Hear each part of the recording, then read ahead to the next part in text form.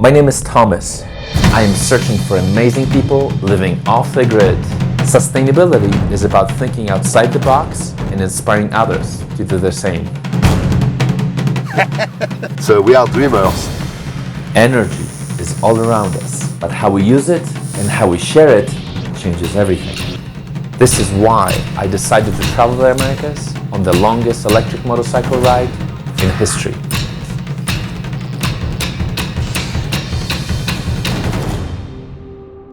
I am 22,000 kilometers from home. It's taken me 7 months to get here, and it feels like a dream.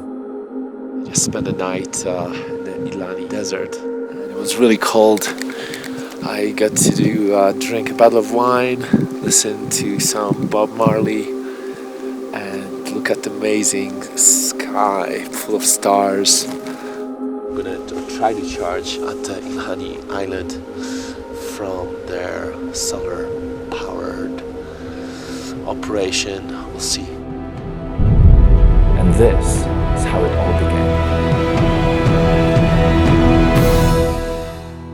When I turned 45, a midlife crisis hit me like a rotten tomato. I'd spent years pursuing freedom, traveling the globe as an adventurer and journalist. It's always a bit of an adventure. But now I was alone and trapped by old patterns. A very cool little dip, glacial water. I didn't know how to let go of the first half of my life, and I was afraid to enter the second. It's called a state of liminality, a transitional period. And riding an electric motorcycle between Pennsylvania and Patagonia seemed like a great way for me to figure it all out. On the journey, I would seek others who had made this transition. El día que tengamos energía de las estrellas vamos a ser millonarios. People who choose to live meaningful, sustainable lives off the grid and outside of the normal boundaries of society. What? You only shower every couple of weeks? Well, sometimes not even that. I wanted to understand how they did it. About 50% of my food comes from the trash. And why. From a humble commune living in a treehouse village, we don't need too much electricity here, to a millionaire who makes his home on a recycled earthship. Inspired by energy independence and food security. From a capsule hanging from a cliff to a man-made floating island. Some use the power of the sun, others capture rain and water. All have taken a leap of faith in redefining energy. I traveled 18,000 miles on a battery-powered motorcycle that was never meant to go more than 90 miles on a single charge. And I ran out of juice in the mountains, inside a tunnel. I was alone, and everything I owned was on the bike. Pack your life every day into one small suitcase. It really keeps you honest. There was no support team following me in the motorhome. This is what you call a roadside mechanic. No battery charger that I could plug into anytime I wanted. I've just been refused to charge energy 3 times, I think, in a row. No cameraman documenting my every move. It was just me, and sometimes I didn't even have money. So I have no money, no wallet, no place to stay. I'm gonna have to figure it out the next couple of days. Transcontinental travel on an electric motorcycle is an art of improvisation. Looks like the electrical fuse got burned out. But I quickly learned that asking for electricity was like asking for a glass of water. There's no electricity, so someone is starting a generator for me. Often, these random charging stops would lead to an invitation home. One of the more interesting parking spots. It soon became apparent that I would need the help of hundreds of people to reach Patagonia. Traveling alone across vast distances was often overwhelming. It's gonna be 9 months, man. I was experiencing the Americas up close and personal. A strike in southern Peru, a lot of people angry. I'm learning from past civilizations and dead technology.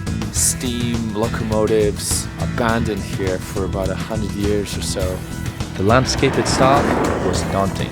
Rain in the desert, what else? And the roads frequently challenging. It was sometimes dangerous. And occasionally exhausting. I just pushed the bike pretty much for the last 6 kilometers. It also gave me time to think about the reasons I had set out on this journey. So I finally made it to the local press, and now I'm famous in Patagonia. While I was certainly meeting interesting people along the way, it wasn't too hard to figure out that I was known. It's really desolate here, really desolate.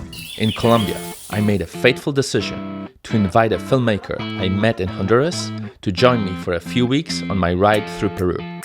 Have you ever ridden on an electric motorcycle? I haven't, but I'm hoping I can convince you to give me a ride soon. Anna would alter my journey and my life in profound ways. A bit like Bonnie and Clyde, except that we're not robbing banks, but we're robbing electricity from people. It took me 9 months to reach the end of the world, Fin del continente, ahí.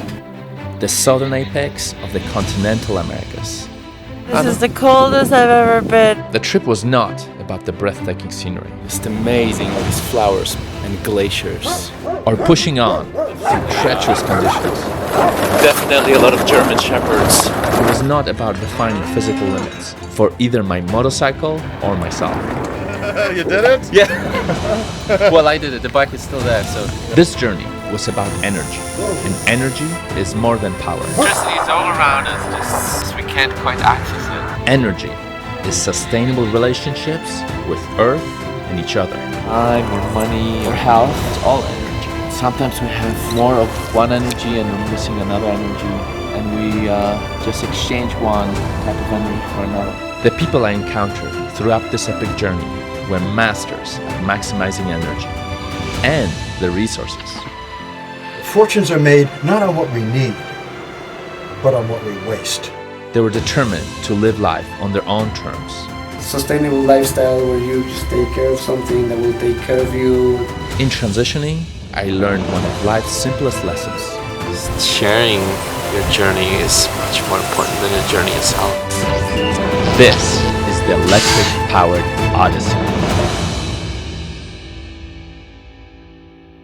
I also learned that the next time I do this, I'm going by boat. But that's another story.